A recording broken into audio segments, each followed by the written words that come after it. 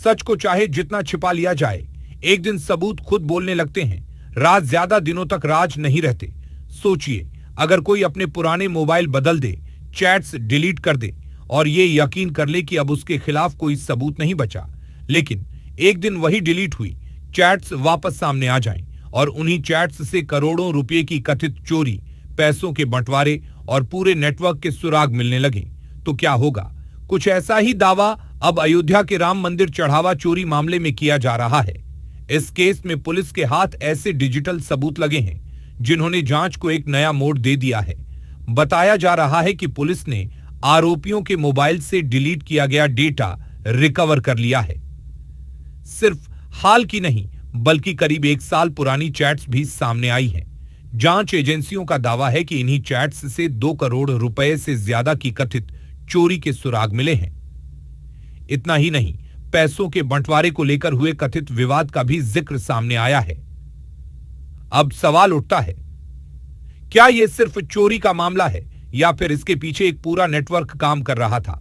Reports के मुताबिक police को पहले से शक था कि आरोपियों ने पुराने मोबाइल बदल दिए हैं और सबूत मिटाने के लिए डेटा डिलीट कर दिया है, लेकिन डिजिटल फॉरेंसिक जांच में जो सामने आया उसने पूरे मामले की तस्वीर बदल दी।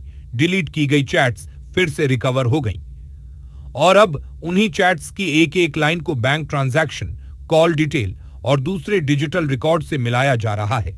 जांच एजेंसियों का मानना है कि अगर ये कड़ियां आपस में जुड़ गईं तो पूरे मामले की सच्चाई सामने आ सकती है। इसी बीच पुलिस ने अविनाश शुक्ला और अनुकल्प मिश्रा के नए मोबाइल भी जब्त कर लिए हैं। अब जांच सिर्फ पुराने डेटा तक सीमित नहीं है, बल्कि नए फोन में हुई गतिविधियों की भी पड़ताल की जा रही है। सबसे बड़ा सवाल यही है, आखिर कथित चोरी का पैसा गया कहां, किसके पास पहुंचा और किन किन लोगों के बीच उसका बंटवारा हुआ? इन्हीं सवालों के जवाब तलाशने के लिए अदालत से अनुमति मिलने के बाद पुलिस अयोध्या जिला जेल पहुंची। जांच अधिकारी आशुतोष त्रिपाठी ने आरोपियों से पूछताछ शुरू की। रिपोर्ट्स के मुताबिक लवकुश मिश्रा, अनुकल्प मिश्रा, मनीष यादव, रामशंकर यादव उर्फ टिन्नू यादव और करुणेश पांडे से पूछताछ की गई। इस डेटा में पुलिस को 2 करोड़ रुपए से अधिक की कथित रकम का उल्लेख मिला है। पुलिस अब इन चैट का बैंक ट्रांजैक्शन और डिजिटल रिकॉर्ड से मिलान कर रही है ताकि फैक्ट्स की पुष्टि की जा सके। रिकवर हुई चैट में फरवरी 2026 के दौरान अनुकल्प मिश्रा और लवकुश मिश्रा के बीच कथित तौर पर हिस्सेदारी को लेकर विवाद का जिक्र मिला है। चैट में कम हिस्सा मिलने की शिकायत और अधिक रकम रखने के आरोप भी सामने आए हैं। पुलिस इन चैट के पीछे की सच्चाई कितनी है, अभी इसकी जांच कर रही है। लेकिन कहानी यहीं खत्म नहीं होती। पूछताछ के दौरान एक और चौंकाने वाली जानकारी सामने आई। बताया जा रहा है कि बाद में टिन्नू यादव का भतीजा भी उन बैठकों में शामिल होने लगा था, जहां कथित तौर पर चोरी के पैसों का हिसाब होता था और फिर सभी के हिस्से तय किए जाते थे। मुख्य आरोपी अविनाश शुक्ला ने पूछताछ में कथित तौर पर बताया कि ज्यादातर बार पैसा बराबर बराबर बांटा जाता था, लेकिन कई बार कुछ लोगों को ज्यादा हिस्सा भी मिलता था। यहीं से पुलिस का शक और गहरा हो गया। जांच में अब यह भी दावा किया जा रहा है कि पूरे नेटवर्क में सबसे ज्यादा प्रभाव टिन्नू यादव का था और बाकी आरोपी उसी के निर्देश पर काम करते थे। यानी चेहरे कई थे, लेकिन इशारे शायद एक ही जगह से हो रहे थे।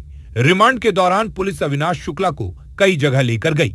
सबसे पहले उसे कौशलपुरी स्थित श्याम साधना योग केंद्र ले जाया गया, जहां कुछ दस्तावेज और संभावित सबूत तलाशे गए।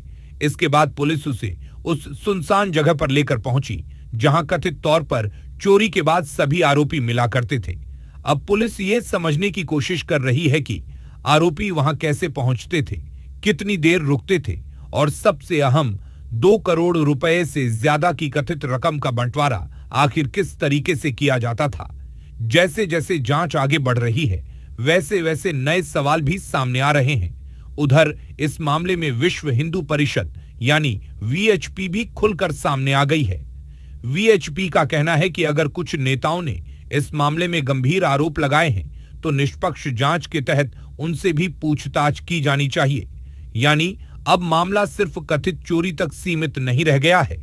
सवाल उन बयानों पर भी उठने लगे हैं जो इस पूरे विवाद के दौरान दिए गए थे। वहीं इस मामले की जांच में सामने आया कि आरोपी अविनाश शुक्ला ने चोरी की रकम से खरीदी गई कार अपने नाम पर नहीं, बल्कि भाई अभिषेक के नाम पर खरीदी थी। मामला सामने आने के बाद कार को प्रतापगढ़ स्थित गांव भिजवा दिया गया था। पुलिस ने रिमांड के दौरान आरोपी की निशानदेही पर कार बरामद कर ली है। अब यह भी जांच की जा रही है कि चोरी की रकम से और कौन कौन सी संपत्तियां खरीदी गई। जांच का दायरा अब अयोध्या से निकलकर प्रतापगढ़ तक पहुंच चुका है। पुलिस की टीम आरोपी अविनाश शुक्ला को उसके गांव भी लेकर गई, जहां बाइक और अन्य सामान की बरामदगी के साथ साथ पूछताछ में सामने आए फैक्ट्स का वेरिफिकेशन किया गया। स्थानीय पुलिस भी आरोपी के घर और परिवार से जुड़े आर्थिक लेन देन की जानकारी जुटा रही है। अब ये पता लगाया जा रहा है कि अंडरस्कोर की रकम का इस्तेमाल किन किन माध्यमों से किया गया और क्या परिवार के अन्य लोगों को भी इसकी जानकारी थी।